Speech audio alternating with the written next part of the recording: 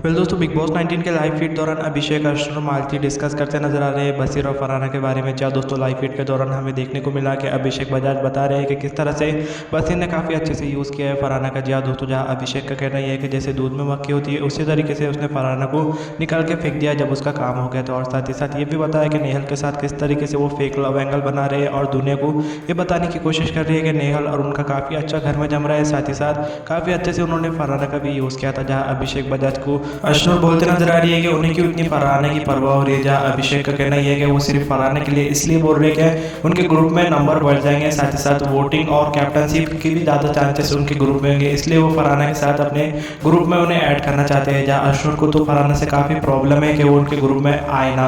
पहले आपकी क्या राय है, अभिषेक क्यों फरहाना की परवाह कर रहे हैं? आप अपनी राय कॉमेंट सेक्शन में जरूर बताएं। और इसी बिग बॉस 19 के अपकमिंग अपडेट और लाइव फीड से जुड़ी सभी अपडेट के लिए चैनल को सब्सक्राइब करें, वीडियो अच्छी लगे वीडियो को लाइक कीजिए। मिलते हैं आपसे नेक्स्ट अपडेट के साथ। Thank you so much for watching. Bye bye.